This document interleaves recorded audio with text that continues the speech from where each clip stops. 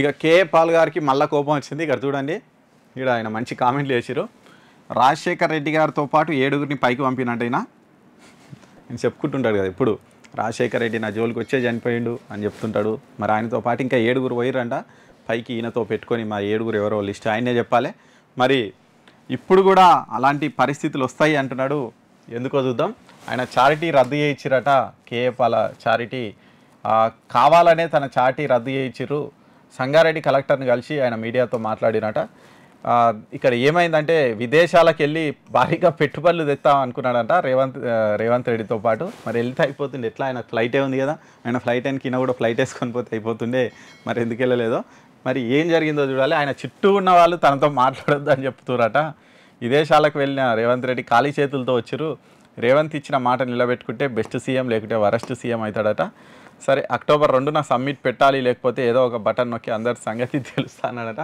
కాబట్టి జాగ్రత్త చూడాలి మరి. ఎందుకంటే బటన్ నొక్కుతారంట, పాల్ గారు బటన్ నొక్కిరంటే ప్రపంచం అంతమైపోతుంది. కాబట్టి ఆయన బటన్ నొక్కకుండా ఎవరన్నా ఆపుర్రి, లేకపోతే కష్టమవుతుంది. పాల్ సార్ జర మా మీద దయ్యం చూరి, ఇట్లా బటన్ గిటన్ అయితే నొక్కకూరి, ఎందుకు అట్లా చేస్తారు చూడాలి. ఇక ఆయనతో పాటు సదాశివపేటలో 1200 ఎకరాల్లో సొంతంగా చారిటీ పెట్టి 53,000 మందికి ఆయన ఉచితంగా అన్నం పెట్టినట. తన చారిటీని కొంతమంది రాజకీయ నాయకులు కుట్రతో రద్దు చేయించారు. ఇప్పుడు చారిటీలో 50 ఎకరాల ప్లేస్ కూడా గుంజుకోవడానికి చూస్తారట. మరి ఇది అయితే అన్యాయమే.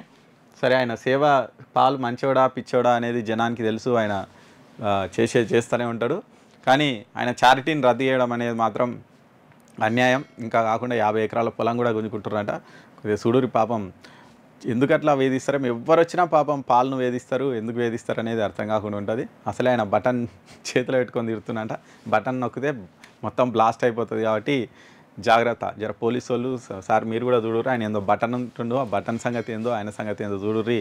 ఎందుకంటే నిజంగానే నొక్కిందంటే మళ్ళీ ఏమైనా కాగలరా.